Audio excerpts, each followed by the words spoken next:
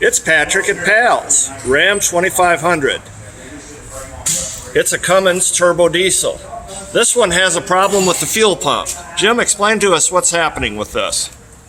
Well, I heard a noise, and the fuel pump was starting to rattle. The high pressure pump is up here. That does the fuel injection pressure on these Cummins diesel engines.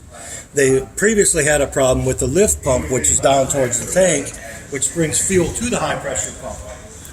And any starvation from that can actually damage the high pressure pump. They also said they had contaminated fuel. That's not good either if it gets into the high pressure pump. So what we've got is you fill up your diesel with fuel, and there's a pump on the frame rail that lifts up the fuel to the direct pump, right?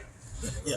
And the direct pump takes it into the injectors, and that's how the engine works. That's how these Cummins work, yes. Okay, so if you have a problem with your lift pump or your direct injection pump, bring it to Pals. See you soon.